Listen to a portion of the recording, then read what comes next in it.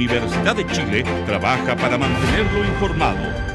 Radio Análisis, una transmisión conjunta de las radios que piensan.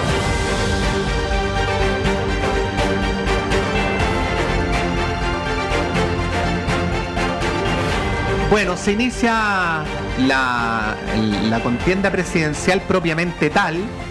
Como dijo alguien por ahí, bienvenido al debate de ideas. Y es importante entonces auscultar, esta es una palabra que tiene una connotación médica que es pertinente para nuestra invitada, lo que están planteando las distintas candidaturas y ofreciéndole al país para el periodo presidencial 2026-2030. A fines de la semana pasada, en un teatro de la Comuna de Providencia, se presentó el equipo programático de la candidata de Chile Vamos, Evelyn Matei. Conversamos a esta hora de la mañana y saludamos a una de sus integrantes, la ex subsecretaria de Salud, Paula Daza. Paula, ¿cómo está? Muy buenos días, gracias por recibir esta comunicación. Hola, muy buenos días, Patricio, gusto conversar contigo. Sí, quería partir, antes de entrar a lo estrictamente programático, Paula, por una pregunta que nos permita quizás constatar cómo ha cambiado Chile en pocos años.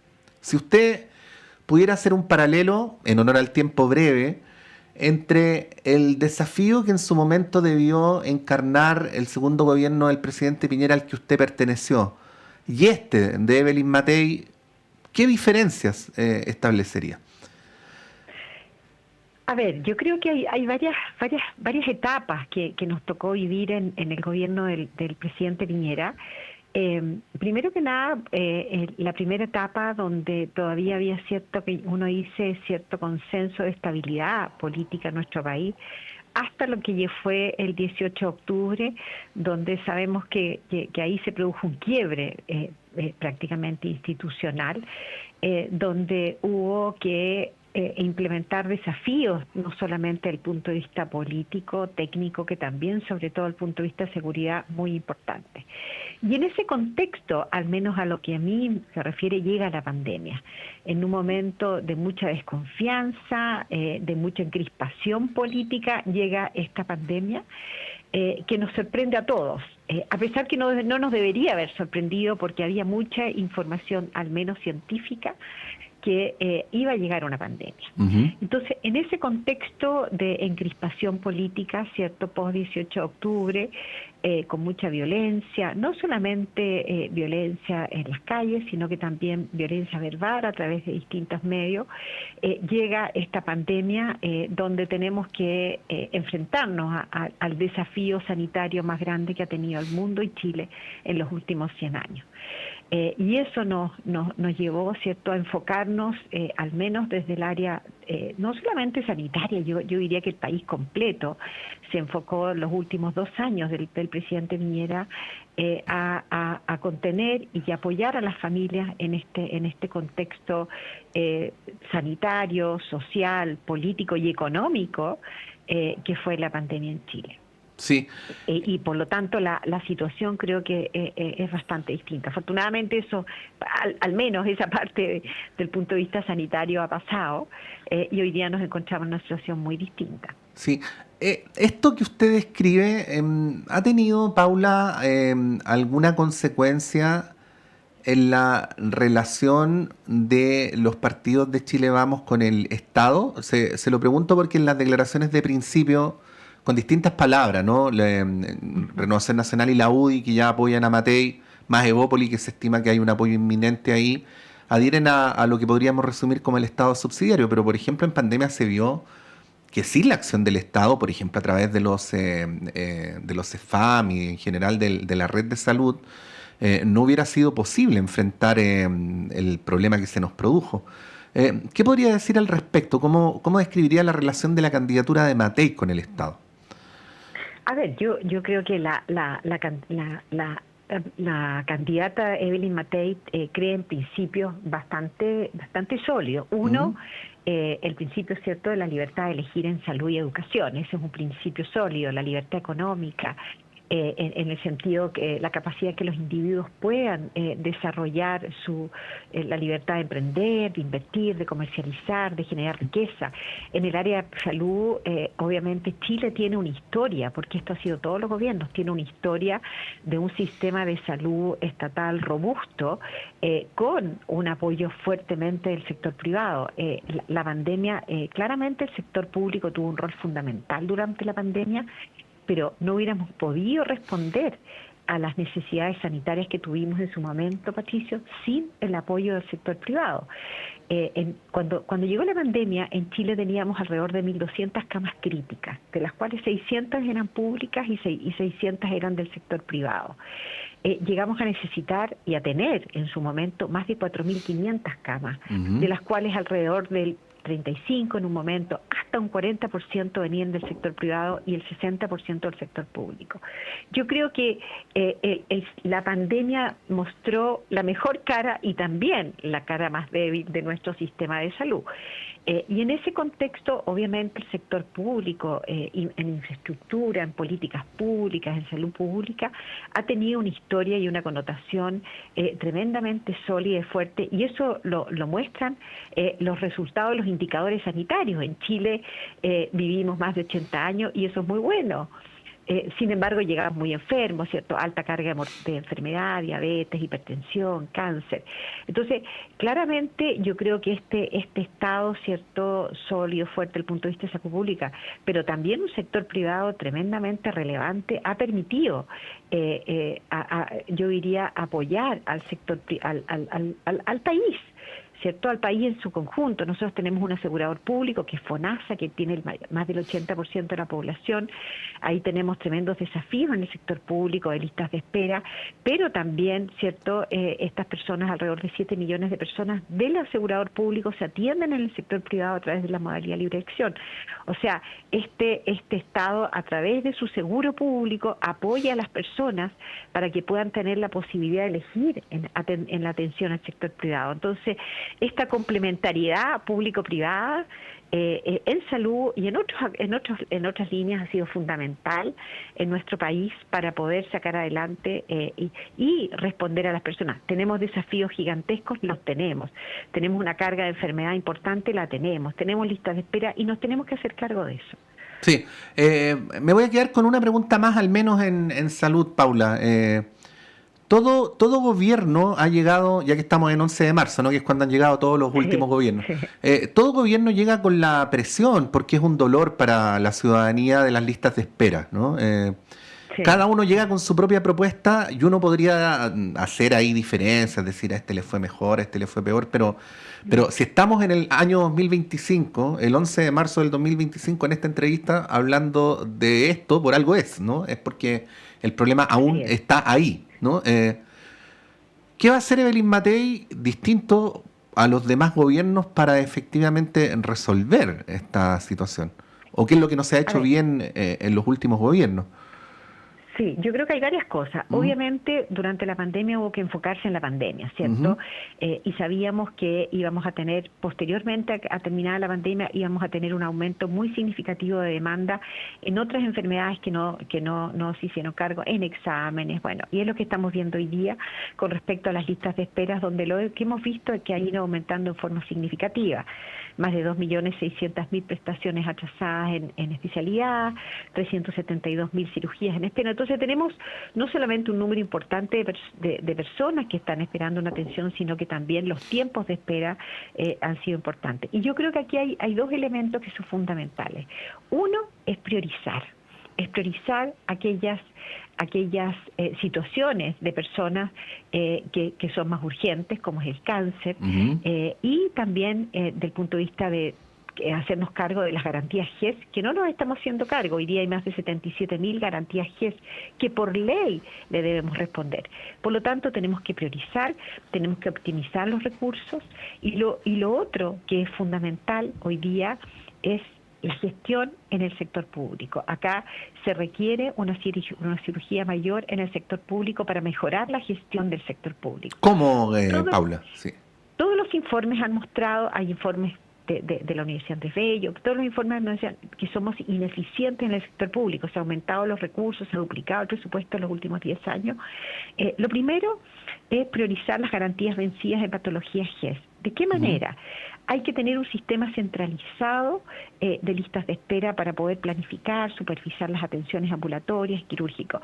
Hoy día cada servicio de salud, ¿cierto?, tiene su listas de espera,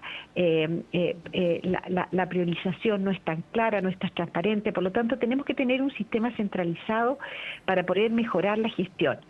El segundo elemento, los registros tienen que estar unificados. No tenemos la información unificada, por lo tanto, probablemente hay situaciones que se han duplicado o no se han duplicado. Ahí, estandarizar los datos clínicos, administrativos, facilitar el acceso a las prestaciones a través del sector privado. O sea, un modelo que sea más eficiente. Hoy día, por ejemplo, cuando uno mira los pabellones quirúrgicos, la eficiencia de un pabellón quirúrgico, de acuerdo a distintos estudios, no supera el 52% del horario que debiera. Si uno dice el horario debería empezar a trabajar a las 8 de la mañana, cerrar a las 5 de la tarde, bueno, un 52% es eficiente. Significa que hay un 48% que por distintos motivos, licencias médicas, o que llegaron más tarde, o que se cerró más temprano, por distintos motivos no estamos funcionando. Bueno, eso lo tenemos que hacer más eficiente. ¿Cuál es el estándar que tenemos que llegar? 80%. Significa que si nosotros aumentamos un 30%, las cirugías hoy día nos podríamos disminuir en forma significativa las listas de espera. Y el otro tema que es muy importante es con respecto a las garantías GES. Las garantías GES, en lenguaje sencillo, yo me dicen que tengo un cáncer de mama, por ejemplo, voy y me dicen, bueno, usted tiene que atenderse por ley, porque eso es lo que le garantiza, en menos de un mes, por ejemplo, 2 meses, un cierto tiempo. Si esa garantía se vence, pasa ese tiempo, es la persona que tiene que activar el segundo prestador. La persona es la que se tiene que acercar a FONASA y decirle, ¿sabe qué? Mi garantía se venció. Hoy día, Patricia, las personas no saben cuándo se vence la garantía, entonces pasa el tiempo. ¿Qué es lo que proponemos nosotros? Que se haga por ley, porque es que esa activación del segundo prestador sea automático. Inmediatamente FONASA, bueno, y las ISAPRES, por supuesto, los derivan inmediatamente a un segundo prestador. Eso va a agilizar, va a priorizar, partir por cáncer, que es donde necesitamos, ¿no es cierto?, que por motivos obvios el tiempo es oro. Hay un proyecto de ley que se ha enviado al Congreso, que sale esto de la garantía que es segundo prestador, pero no necesitamos ley para eso. Eso hay que hacerlo se puede hacer en forma inmediata. Obviamente requiere recursos, hay que redistribuir los recursos. Por lo tanto, yo creo que los dos elementos para empezar a disminuir las listas de espera es mejorar la eficiencia del sector público, priorizar a los pacientes, y el segundo, usar toda la capacidad del sector privado, que hoy día lo tenemos.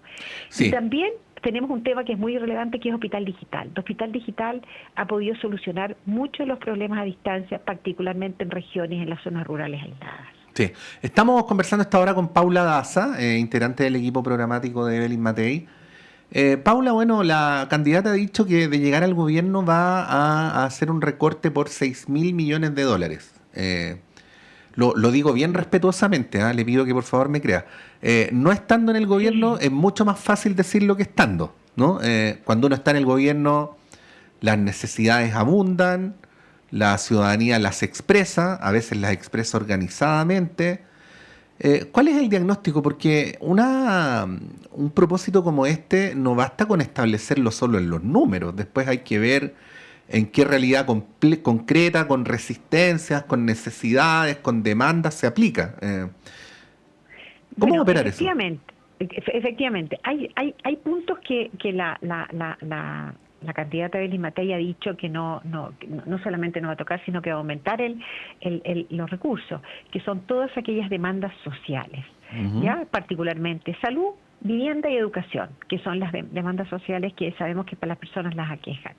Obviamente hoy día tenemos proyectos, el Estado había un aumento de recursos importantes, particularmente en el tema de recursos humanos. Yo le puedo hablar de salud, que es lo que yo manejo de una manera más eficiente. Hoy día, por ejemplo, nosotros en salud tenemos que priorizar ese recurso humano que esté en los hospitales, que sea clínico, ¿cierto? Tenemos que disminuir el recurso humano que es administrativo, por ejemplo, que probablemente muchos de ellos están haciendo trabajos que son relevantes, pero probablemente otros no. Entonces ahí tenemos que ver dónde estas 40.000 personas que en salud se han aumentado en los últimos años, qué es lo que están haciendo, por ejemplo, en los servicios de salud, que los servicios de salud es principalmente administrativo. Ahí tenemos que distribuir ese personal y evidentemente derivarlo o contratarlo en los hospitales públicos. Yo creo el diagnóstico de ustedes es que hay un exceso de burocracia ahí. De todas maneras, en el sector público hay exceso de burocracia. Yo creo que hay lugares donde hay un exceso de burocracia que tenemos que priorizar y ser mucho más eficientes. Y acá el tema de disminuir, ¿cierto?, el gasto de acuerdo a la realidad que tenemos en nuestro país fundamental. Y no solamente lo he dicho yo no soy experta en el mundo económico, pero claramente todos los expertos han hablado que si nos seguimos endeudando, como nos estamos endeudando, finalmente los ingresos del país se van a gastar en intereses y el día de mañana vamos a dejar una deuda tremenda para las futuras generaciones. Entonces, esto es como una familia, crecemos, tenemos que crecer, tenemos que crear confianza en nuestro país para que vengan más inversores, ¿cierto?, a Chile. Se han ido muchas de las inversiones en Chile, entonces una manera importante es crecer, que haya mayor inversión, mayor actividad económica, que haya mayor trabajo. Eso es fundamental y para eso hay que crear confianza en que somos un país serio, en que las reglas del juego no se cambian en la mitad del camino, pero también nos vamos a tener que, obviamente, apretar el cinturón. Eso es una realidad, no solamente por la situación que estamos viviendo en Chile, sino que estamos viendo a nivel internacional que con las nuevas, ¿no es cierto?, tarifas que se le están pegando a las distintas cosas a nivel mundial, puede tener un impacto en nuestro país también. Por lo tanto, yo creo que sí, eso nosotros no podemos tomar medidas ahí, pero sí podemos tomar medidas en nuestro país, crear confianza para que haya inversión, para que tengamos más recursos.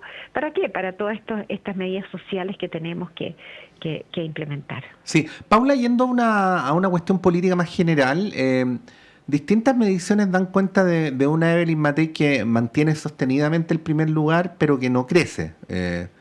Usted sabe, en el sistema chileno, llevarle una gran distancia a los demás no necesariamente asegura ganar, ¿no? Así es. Por la segunda vuelta. Entonces, tenemos por un lado este estancamiento del cual dan cuenta mediciones y algunos especialistas, y por el otro lado un ataque permanente de la extrema derecha que uno podría hipotetizar que condiciona la posibilidad de Matei de crecer hacia el centro, ¿no? Este es un dilema político bien inédito o relativamente inédito para la derecha, que quería preguntarle cómo lo ve, ¿no? ¿Cómo sale Matei de esto que en principio es una aparente contradicción? Sí, yo hay varias cosas. Primero que nada, yo creo que acá el tema político, empezó ahora en marzo, ¿cierto? ¿Sí? Ya que uno dice la carrera presidencial de los distintos probables candidatos presidenciales que vamos a tener. Y yo creo que en relación al estancamiento, yo creo que una vez que se demuestren los distintos programas, los equipos que hay detrás, cuáles son las propuestas programáticas, porque hasta ahora las discusiones han sido en base a las personas, ¿cierto? No han habido discusiones profundas en base a los proyectos políticos del futuro. Y es por eso yo creo que una vez que se vayan mostrando los distintos proyectos, qué es lo que queremos cada uno de los grupos para Chile, creo que probablemente ahí Evelyn Matei va a demostrar una solidez importante.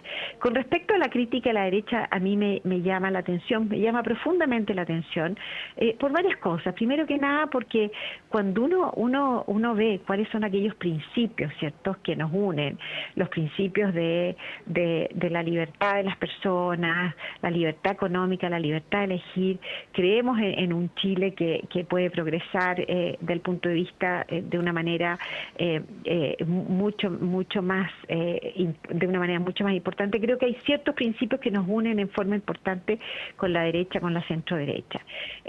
Un Chile subsidiario, ¿cierto? Creemos en un Chile subsidiario. A mí me llama la atención también las críticas importantes en momentos más difíciles, cuando fue la última candidatura presidencial. De hecho, cuando Kast ganó a la centroderecha, le ganó a Sichel, varios de nosotros, no siendo republicanos, estuvimos ahí en la campaña de José Antonio Kast. Yo soy liberal, vengo de una familia liberal, sin embargo, en ese minuto, cuando uno dice, bueno, ¿qué es lo mejor para nuestro país? En ese minuto, incluso Evelyn Matei, salimos juntas a apoyar a José Antonio Kast. Sí.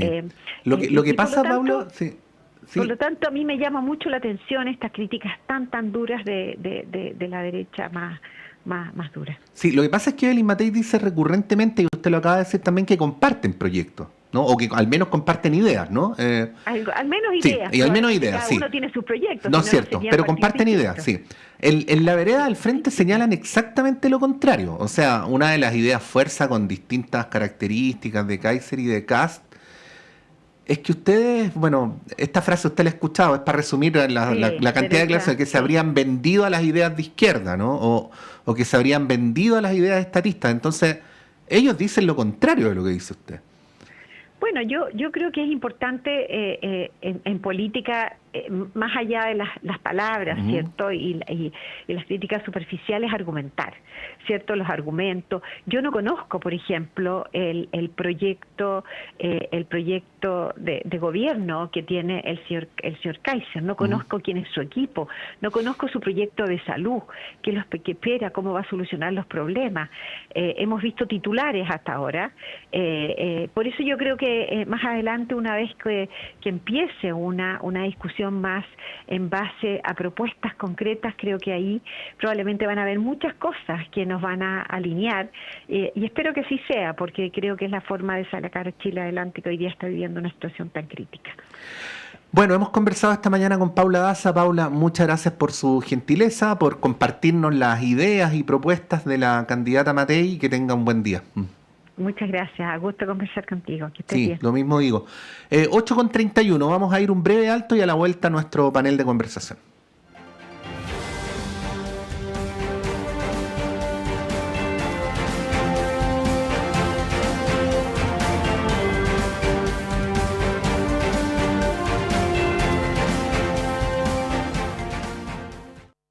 La clase de marketing digital de hoy tendrá por tema identidad en Internet. Cómo agregarle valor a tus contenidos en redes sociales. Yes. ¿Sabían ustedes que sus perfiles en redes sociales no son suyos? Ah, ¿no? No, porque la red social solo se los presta. Y si se van de ella, el contenido se pierde. Cha. Sí, entonces...